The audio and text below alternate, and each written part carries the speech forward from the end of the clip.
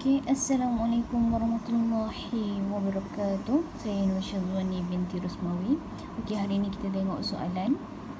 Seorang wanita meninggal waris 5 orang anak perempuan, 2 orang saudara seibu sebapa perempuan, 1 saudara sebapa lelaki, suami ibu. Kirakan faraid si arwah. Okey, first of all, macam biasa kita listingkan siapa yang layak untuk menerima bahagian faraid. Kalau kita tak pasti, kita listingkan semua dahulu. Kita listing, kita tulis anak perempuan 5 orang, suami, ibu, saudara seibu sebapa perempuan yang pertama, saudara seibu sebapa perempuan yang kedua, serta saudara sebapa lelaki yang pertama. Okey, seperti mana yang kita tahu, kalau anak perempuan kalau dia sendiri sahaja tanpa anak lelaki, dia akan dapat 2/3. 2/3 untuk anak perempuan. Suami akan dapat 1/4. 1/4. Okey, kalau ibu akan dapat 1/6. 1/6. Kalau untuk saudara seibu sebapa perempuan ini, mereka akan dapat asabah jika masih ada.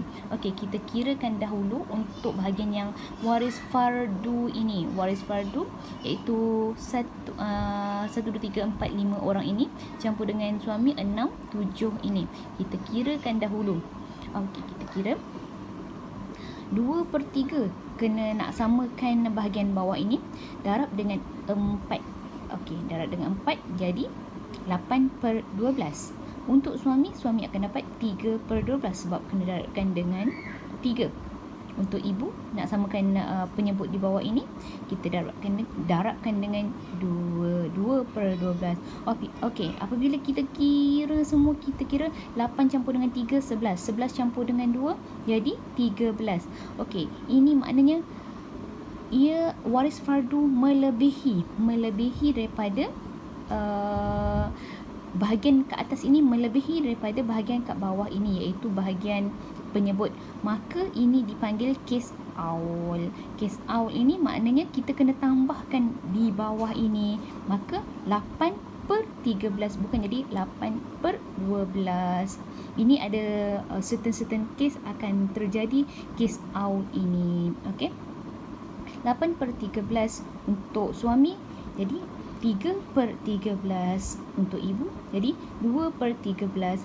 Untuk bahagian saudara seibu sebapa perempuan ini, dia tiada lebihan untuk saudara seibu sebapa perempuan. Sebenarnya dua-dua orang ini, saudara seibu sebapa perempuan pertama dan kedua ini, layak menerima bahagian faraid, tetapi tiada lebihan, tiada bahagian lagi untuk mereka. Malahan ia kurang dan menimbulkan masalah aul ini, maka mereka tidak akan mendapat bahagian faraid. Inilah uniknya bahagian faraid. Untuk saudara sebapa lelaki ini, ia terhalang disebabkan oleh saudara seibu sebapa perempuan ini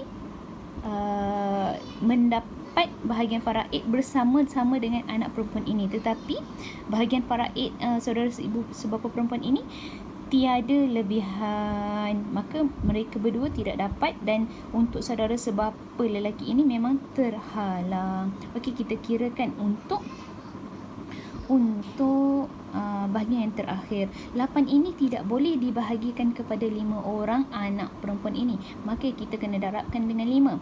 Apabila kita darabkan dengan 5, seorang anak perempuan akan dapat 8/65. Untuk anak perempuan yang kedua pun sama, ketiga, keempat, kelima semua akan dapat 8/65. Untuk suami, apabila kita darabkan dengan 5, ia dapat 15/65. Untuk ibu dapat 10/65. Okey, kita tengok sedikit nota di bawah ini. Seperti mana yang saya telah sebut ke atas tadi, anak perempuan mendapat 2/3 sebab dalam surah An-Nisa telah tulis untuk ayat yang ke-11, anak perempuan jika lebih daripada 2 orang akan dapat 2/3 dibahagi sama rata antara mereka. Untuk suami akan dapat 1/4 sebab dalam surah An-Nisa ayat ke-12 telah ditetapkan jika suami yang meninggal itu adalah perempuan, suaminya akan dapat 1/4. Jika yang meninggal itu adalah perempuan tetapi tiada anak, suami akan dapat 1/2.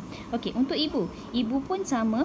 Dalam surah An-Nisa ayat yang ke-11 telah menunjukkan bahawa ibu akan dapat 1/6 disebabkan si arwah ini meninggalkan anak. Okey, saudara seibu sebapa perempuan berkongsi asabah ma'al ghaib dengan anak perempuan, tetapi tiada lebihan dalam pengiraan ini. Sebenarnya seperti mana yang saya telah terangkan tadi, saudara seibu sebapa perempuan yang pertama dan kedua ini layak menerima bahagian faraid mereka.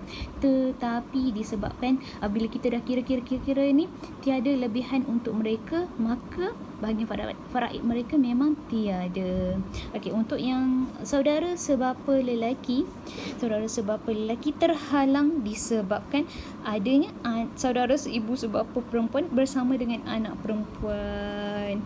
Okey, maka saudara sebapa lelaki walaupun dia lelaki sebab pangkat dia lagi jauh, maka saudara sebapa lelaki terhalang daripada menerima faraid. Okey, saya harap video kali ini membantu kepada sesiapa yang memerlukan. Saya Nurul Syazwani binti Rusmawi, seorang konsultan keuangan Islami. Assalamualaikum.